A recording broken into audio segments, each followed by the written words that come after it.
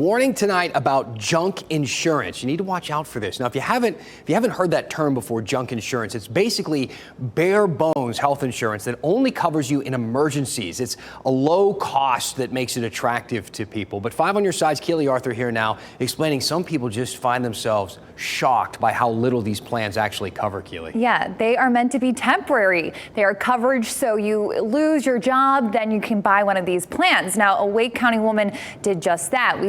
We say that she spoke with somebody and unknowingly signed up for one of these short-term limited plans and then got stuck with a $30,000 surgery bill. Candice Trebus lost her job in May of 2022 and struggled to find a health care plan to fill the gap. I realized my COBRA is running out. I have to get like a gap coverage until I can actually get a job. She told 5 on Your Side producer Pritchard Strong she ended up doing a Google search and filled out an online form. It wasn't even like 30 seconds after hitting send that I got that phone call.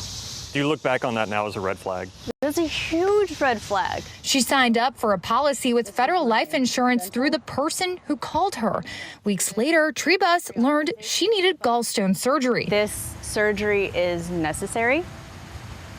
It is common. But the policy didn't cover any of that $30,000 bill. I've never gone under for procedure. Yeah. And the first time I ever did in my life, I didn't have enough insurance. Trebus didn't realize she signed up for a short-term limited duration plan, also known by some as junk insurance. Those plans, don't have the same protections as Marketplace plans. They don't cover nearly as much. Now, any plan you find on the Affordable Care Act Marketplace is required to cover 10 essential health benefits.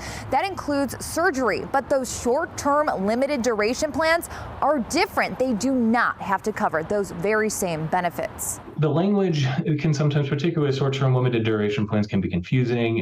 It can sometimes appear as though it is a more robust plan than it actually is. For instance, in Trebus's case, this enrollment application she signed lists surgery as a plan benefit, but it's not. So why did she sign up for this coverage? Well, she says it had a lot to do with the caller, James Bradley. He convinced me to sign up with him because he was local to North Carolina. He'd lived here all his life. Like, I got a nice backstory.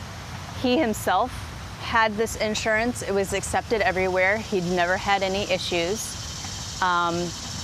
And he'd been doing this for a long time. But according to state records, Bradley is a Florida resident. He got his license to sell insurance in North Carolina in July 2022, just 5 days before Trebus signed up for her policy. And Bradley wasn't even authorized to sell federal life policies until February 2023. I feel embarrassed.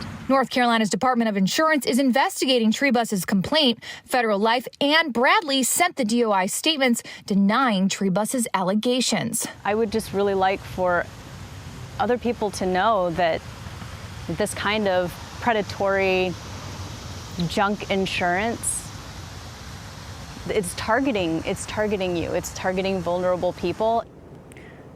And we so appreciate her sharing that story. Now, Federal Life offered Trebus what she paid in premiums, but when she tried to deposit the refund check, it was rejected by Wells Fargo as being an altered or fictitious check. So be careful when signing up for health insurance on your own. We're going to post some resources to help you on our website. Oh boy, she can't catch a break. She can't, and that's why, like, these stories, it rains, it pours. You really have to do all the work before you enter into stuff like this. But I feel so bad for her. It can happen to anybody. Educating people tonight. Keely, thank you.